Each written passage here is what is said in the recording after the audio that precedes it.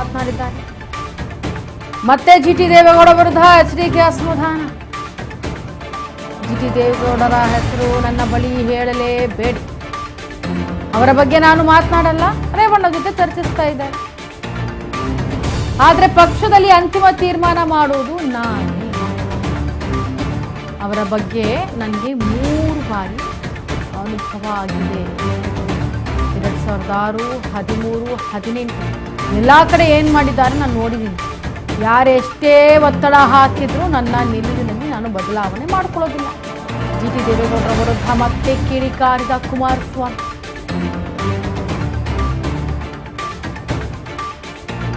ಮತ್ತೆ ಜಿಟಿ ದೇವೇಗೌಡರ ವಿರುದ್ಧವಾಗಿ ಕಿಡಿಕಾರ್ತಾ ಇರೋದು, ಯಾಕಂದರೆ ಅವರು ನನ್ನ ಮನಸ್ಸಿಗೆ ಆತ್ಮಸಾಕ್ಷಿಗೆ ತಕ್ಕಂತೆ ನಾನು ಮತವನ್ನು ಹಾಕಿದ್ದೇನೆ ಅಂತ ಮೊದಲೇ ಹೇಳಿಬಿಟ್ರು.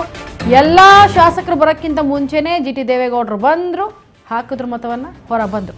ಕೇಳಿದ್ದಕ್ಕೆ ನಂಗೆ ಹುಷಾರಿರಲಿಲ್ಲ, ನಾನು ಬಂದೆ, ನಾನು ಹಾಕಿದೆ, ನಾನು ಓದೆ ಅಂತ ಅಂದರು.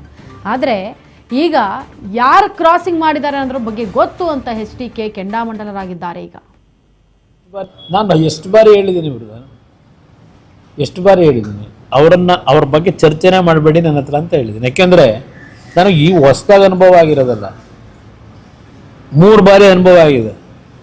2006 ಏನಾಯಿತು, ಆಮೇಲಿಂದ 13ಕ್ಕೆ ಬಂದರು, ಆಮೇಲೆ ಮತ್ತೆ ಆಗೇನೇನು ನಡೀತು, ಮತ್ತು ಆಮೇಲೆ 18ಕ್ಕೆ ಏನಾಯಿತು, 23ಕ್ಕೆ ಏನಾಯಿತು, ಎಲ್ಲ ನೋಡಿದ್ದೀನಿ. ವೈಯಕ್ತಿಕವಾಗಿ ನಾನು ಏನೂ ಚರ್ಚೆ ಮಾಡೋಕ್ಕೆ ಹೋಗಲ್ಲ. ನನಗದರ ಅನುಭವಗಳಾಗಿದೆ. 2006 ಪಾರ್ಲಿಮೆಂಟ್ ಅಸೆಂಬ್ಲಿ ಇಲ್ಲಿ ಬೈ ಎಲೆಕ್ಷನ್ ಆಯ್ತಲ್ಲ, ಅಲ್ಲಿಂದಲೇ ನನಗೆ ಅನುಭವ ಆಗಿದೆ ಅವ್ರು ಯಾವ ರೀತಿ ಇದ್ದಾರೆ ಅಂತ ಹೇಳಿ. ಬೇಡ ಚರ್ಚೆ ಬೇಕು. ಇವತ್ತಿನವರೆಗೆ ಏನಾದರೂ ನೀವು ಆ ವಿಷಯದಲ್ಲಿ ನನ್ನ ಸ್ಟ್ಯಾಂಡ್ ಏನಿದೆ, ನೀವು ಹಲವಾರು ಬಾರಿ ಕೇಳಿದ್ದೀರಿ, ನನ್ನ ಸ್ಟ್ಯಾಂಡ್ ಏನು ಅನ್ನೋದು ಹೇಳ್ಬಿಟ್ಟಿದ್ದೀನಿ. ಅದರಿಂದ ನನಗೆ ಅದರ ಬಗ್ಗೆ ಯಾವುದೇ ಕಾರಣಕ್ಕೂ ಯಾರು ಒತ್ತಡಗಳಿದ್ದರೂ, ನಮ್ಮ ಲೀಡ್ರುಗಳು ಭಾಳ ಜನ ಒತ್ತಡ ಹಾಕಿದ್ರು, ನಾನು ಅವ್ರಿಗೆ ಏನು ಹೇಳಿದ್ದೀನಿ ನಮ್ಮ ಲೀಡರ್ಗಳಿಗೆ ಗೊತ್ತು. ನಾನು ಎಷ್ಟು ಬಾರಿ ಹೇಳಿದ್ದೀನಿ ಬಿಡುವ, ಎಷ್ಟು ಬಾರಿ ಹೇಳಿದ್ದೀನಿ ಅವ್ರ ಬಗ್ಗೆ ಚರ್ಚೆನೇ ಮಾಡಬೇಡಿ ನನ್ನ ಹತ್ರ ಅಂತ ಹೇಳಿದ್ದೀನಿ. ಯಾಕೆಂದರೆ ನನಗೆ ಈ ಹೊಸದಾಗಿ ಅನುಭವ ಆಗಿರೋದಲ್ಲ, 3 ಬಾರಿ ಅನುಭವ ಆಗಿದೆ. 2006 ಏನಾಯಿತು ನೋಡಿ. ಜಿಟಿ ದೇವೇಗೌಡರ ಬಗ್ಗೆ ನನ್ನ ಹತ್ರ ಮಾತಾಡಬೇಡಿ ಅಂತ ಹೇಳಿದ್ರು ನೀವು ಪ್ರಶ್ನೆ ಮಾಡ್ತೀರಿ.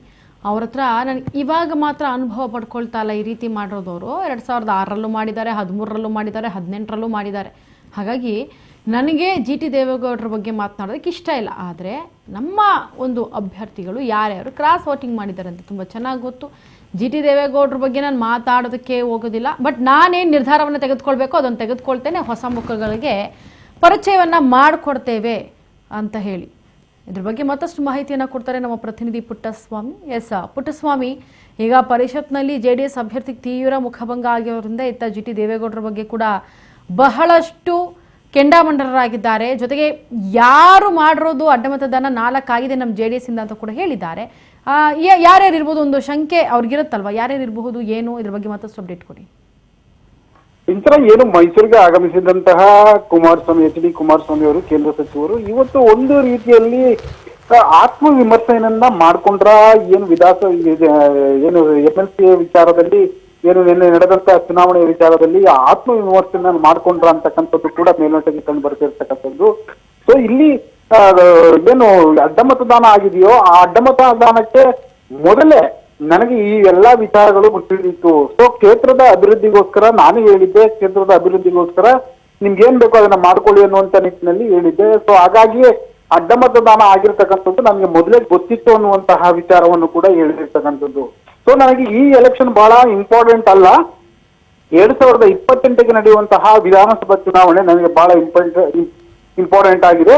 ಸೊ ಹಾಗಾಗಿ ನಾನು ಆ ಚುನಾವಣೆಗೆ ನಾನು ಹೆಚ್ಚಿನ ಒತ್ತನ್ನ ಕೊಡ್ತಾ ಇದ್ದೇನೆ. ಸೊ ಅಡ್ಡಮತದಾನ ನಡೆದಿರ್ತಕ್ಕಂಥದ್ದು ನನಗೆ ಗೊತ್ತಿರ್ತಕ್ಕಂಥ ವಿಚಾರಣೆ ಅನ್ನುವಂತ ರೀತಿಯಲ್ಲಿ ಸಮರ್ಥನೆಯನ್ನ ಮಾಡಿಕೊಂಡ್ರು. ಅದರ ಜೊತೆಯಲ್ಲಿ ಚಾಮುಂಡೇಶ್ವರಿ ಕ್ಷೇತ್ರಕ್ಕೆ ಮುಂದಿನ ಅಭ್ಯರ್ಥಿ ಯಾರು ಎಂಬುವಂತಹ ವಿಚಾರಕ್ಕೆ ಸಂಬಂಧಿಸಿದಂತೆ ಯುವಕರಿಗೆ ಹೆಚ್ಚಿನ ಆದ್ಯತೆಯನ್ನ ನೀಡಲಾಗ್ತದೆ.